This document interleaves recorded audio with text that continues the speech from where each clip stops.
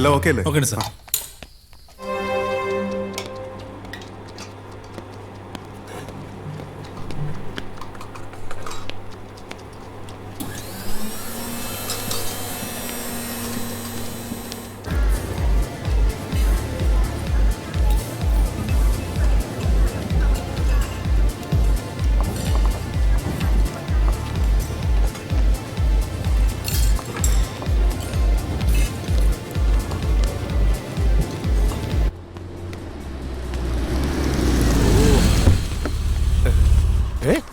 പുള്ളിക്കാരൻ വന്നില്ലേ?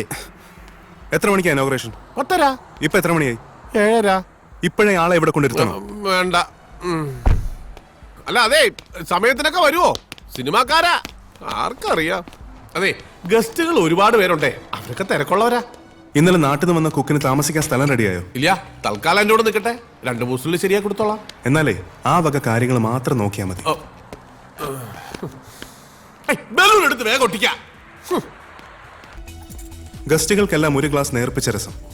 10:30 മണിക്ക് ഇനോഗ്രേഷൻ. അത് കഴിഞ്ഞാൽ meeting. Matter of half an hour. 12 മണിക്ക് ഇല നിർത്തണം. നമ്മുടെ ലിസ്റ്റിലുള്ള ഗസ്റ്റുകൾക്ക് മാത്രം സ്പെഷ്യൽ ടൈം. പിന്നെ ഫോട്ടോ എടുക്കാനൊന്നും ആരും തിക്കി തിരക്കരുത്. അതെ, ചേട്ടനോടാ പറഞ്ഞത്. അതിനൊക്കെ നമുക്ക് സമയമുണ്ട്. ബാക്കിയൊക്കെ ചാക്കോ പറയും. ശരി. അല്ല അതെ, ഞാൻ കൂടെ വരണോ? ചേട്ടൻ ഇവിടെ നിൽക്ക്. ആളുകളെ വധിക്കാൻ ഇവിടെ ആരെങ്കിലും വേണ്ടേ? എന്റെ സ്വഭാവം മാറ്റും. Narayana,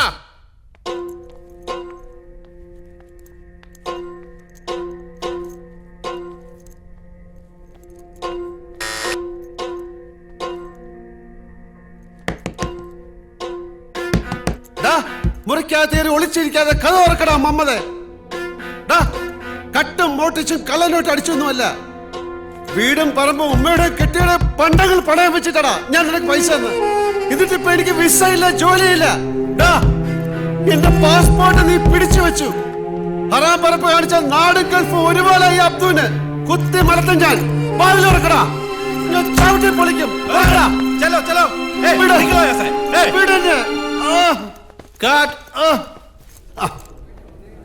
okay okay.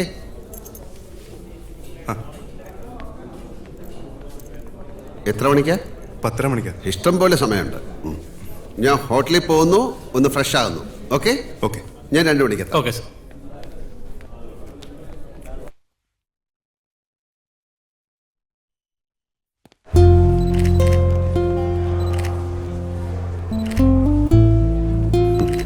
All the best.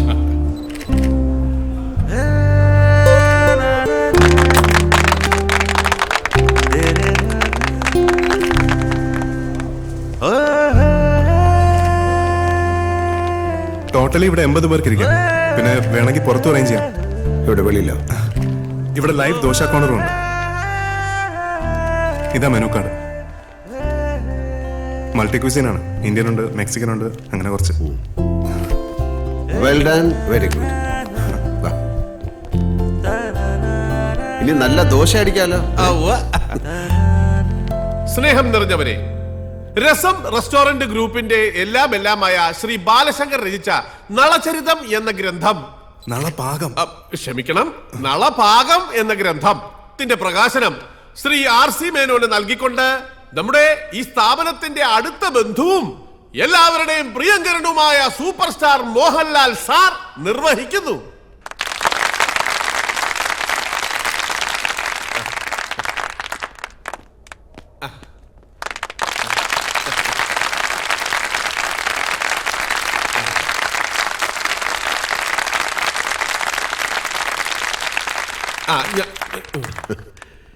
നളചരിതമാണോ നളപാകമാണോ എന്ന് ഗോവിന്ദൻ ചേട്ടനൊരു സംശയം.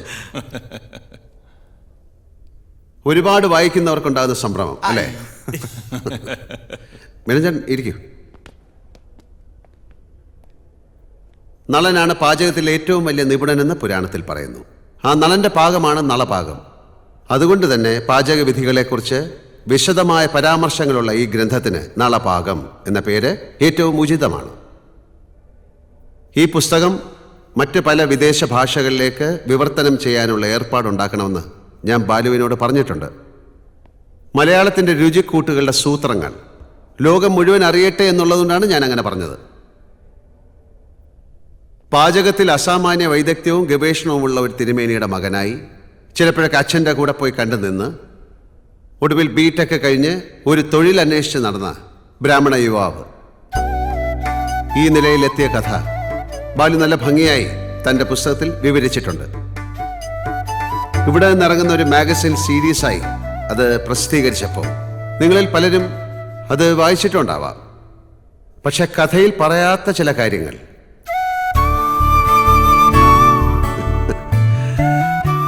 സിനിമയുടെ ഭാഷയിൽ പറഞ്ഞാൽ ഒരു കണ്ടിന്യൂറ്റി ഇല്ലായ്മ.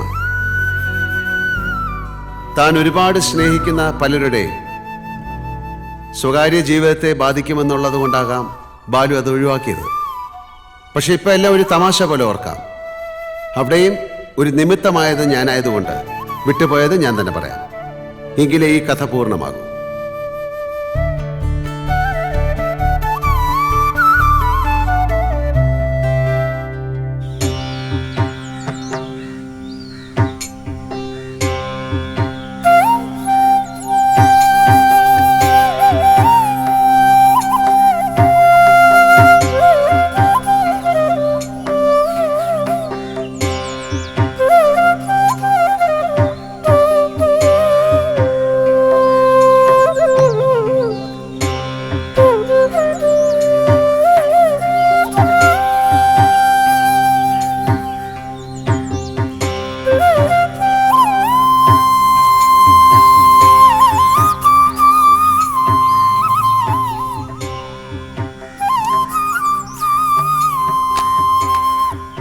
കുന്നരെ ഓ ആ ആയിക്കോട്ടെ ആയിക്കോട്ടെ.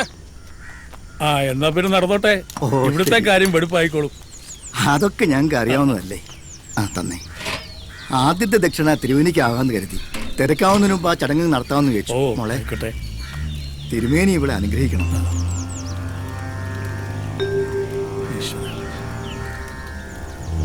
തൃപ്തിയായി. ബന്ധുക്കളൊക്കെ വന്ന് തുടങ്ങി. ഞങ്ങളെന്നാ ഇടയ്ക്ക് വരാം. ഏയ് ഇല വെക്കുന്ന നേരത്ത് കണ്ടാൽ മതി. അവിടുത്തെ കാര്യങ്ങൾ ഭംഗിയായിട്ട് നടന്നോട്ടെ. ആയിക്കോട്ടെ. ശരി ശരി. ഞങ്ങള് ഹാജർ. ആരായത്? കല്യാണം കൂടാൻ എത്തിയതാ. ആഹാ, വരണ്ടേ? ആ ഉള്ളത് പറഞ്ഞ വരന്റെ ആൾക്കാരല്ല, വധുവിന്റെ ആൾക്കാരും അല്ല. ശരിക്കും കല്യാണം കൂടാനെന്ന വ്യാജേന സദ്യ ഉണ്ണാൻ വന്നവരാ. കഴിഞ്ഞ 10-12 വർഷമായിട്ട് തുടർന്നു പോകുന്ന ഒരു വഴിപാട് മാതിരി അത്. തിരുമേനിയുടെ പാചകം എവിടെ ഉണ്ടെങ്കിലും ഞാൻ അവിടെ എത്തും. എന്താ കോന്നാരെ, നാളെ എത്രയാ? 3 അട പരിപ്പ് പാൽപ്പായസം. ഓ, പഴപ്രഥമം കൂടി ആവായിരുന്നു. ആയിക്കോട്ടെ, തിരുമേനി തീരുമാനിച്ചാ മതി. ഏയ് ഇനി മാറ്റമൊന്നും വരുത്തണ്ട. പഴം അടുത്ത തവണ ആവാം. ഞാൻ വെറുതെ പറഞ്ഞതാ, ഒരു മോഹം. എവിടെയാ സ്ഥലം? ഇരിഞ്ഞാലക്കുട. ആ, തിരുമേനി, ഈ പുതുമുഖങ്ങളെ പരിചയപ്പെട്ടില്ലല്ലോ. ഇത് അജിത് കുമാർ, ഞങ്ങളുടെ ചുറ്റുവട്ടത്തെ അറിയപ്പെടുന്ന ഒരു ദേഹണ്ണക്കാരനാണ്. ഓ ഇനി ഈ വിഷയത്തിൽ എത്രത്തോളം അങ്ങോട്ട് മുമ്പോട്ട് പോകാനുണ്ടെന്ന് അറിഞ്ഞോട്ടേച്ച് കൊണ്ടുവന്നതാ. ഇത് ഉസ്മാൻ. ബിരിയാണിയാണ് ലോകത്തിലെ ഏറ്റവും വിശിഷ്ട ഭോജ്യം എന്ന് വിചാരിക്കണ ആളാ. നാളത്തെ സദ്യ കഴിഞ്ഞിട്ട് ആ അഭിപ്രായത്തിൽ വല്ല മാറ്റം ഉണ്ടോന്ന് നോക്കാലോ. അപ്പോ താമസിക്കാൻ ലോഡ്ജിൽ മുറിയെടുത്തിട്ടുണ്ട്. വണ്ടിക്കൂലി, താമസം ഒന്നോർത്താ ഒക്കെ പണച്ചെലവാ. എന്നാലും തിരുമേനിയുടെ കൈപ്പുണ്യം ഓർത്താ. ഇവിടെ അടുത്താ വീട്. ഓ, അങ്ങോട്ടേക്കൊന്ന് വരിക. എന്നാ പിന്നെ ആയിക്കോട്ടെ ആയിക്കോട്ടെ. ഉള്ള സ്ഥലത്തൊക്കെ ഇരിക്കാം. ഐ വന്ന പടിയാ. ഇനി ഒരു കുളിയൊക്കെ കഴിഞ്ഞ് അമ്പലത്തിൽ പോയി തൊഴുതിട്ട് വരാം. ആയിക്കോട്ടെ. ഓ, അതെ, ഈ നാളത്തെ സദ്യക്ക് നേരത്തെ ഹാജരാക്കേണ്ട കാര്യം ഈ നായർക്കെന്താ? അതെ, സദ്യ കഥകളി പോലെയാണെന്ന് പരമേശ്വരൻ പറയും. അണിയറയിൽ പോയി ചുട്ടുകുത്ത് മുതലേ അനുഭവിച്ചു തുടങ്ങണം, എന്നാലേ ആസ്വാദനം പൂർത്തിയാകൂത്രേ. അവര് വന്നോട്ടെ, പുകയും മണമൊക്കെ പിടിച്ച് ഈ മൂലയ്ക്ക് എവിടെങ്കിലും കൂലി പിടിച്ചിരുന്നോളൂ. അതല്ല, കൂടെ വന്നവൻ പാചകക്കാരനാ പറഞ്ഞു. അവൻ തിരുമേനിയുടെ സൂത്രങ്ങൾ അടിച്ചു മാറ്റാനുള്ള പ്ലാനാ. ആഹാ, ഗോവിന്ദാരിപ്പ് എത്ര കൊല്ല എന്റെ കൂടെ? 18. എന്നിട്ട് എന്തെങ്കിലും സൂത്രങ്ങൾ പഠിച്ചോ? എന്നിട്ട് 6 ദിവസം കൊണ്ട് വേറെ വന്ന് പഠിക്കാൻ പോകുന്നത്. അവിടെ എന്താ തനിക്ക് പണി? ഇപ്പോ ആ. എന്താ പണി? ആ. അരി കഴിയണം. എന്നാ കഴുക്. ഓ. ആ. ഓ, ഹലോ. ഉവ്വ, ഉണ്ടല്ലോ. ആ, കൊടുക്കാം. വീട്ടിൽ നിന്ന് വീട്ടിൽ നിന്ന്. ഹലോ, എന്താ എപ്പാ? ഇതെന്താ ഇപ്പൊ ഇങ്ങനെ? എന്താ ശരിക്കും? ഞാൻ വരാം, ഉടനെ വരാം. ദാമു, ആ വണ്ടി എടുക്ക, ഞാൻ വീട് എടുത്ത് പോയിട്ട് വരാം. അല്ല, എന്താ ഇപ്പൊ ഉണ്ടായേ? വന്നിട്ട് പറയാം. അയ്യോ, എന്താ എന്താ? എനിക്കറിയില്ല. എന്റെ ഈശ്വര, ഇല്ലത്തെന്തോ അനർത്ഥം ഉണ്ടായിട്ടുണ്ട്. അയ്യോ.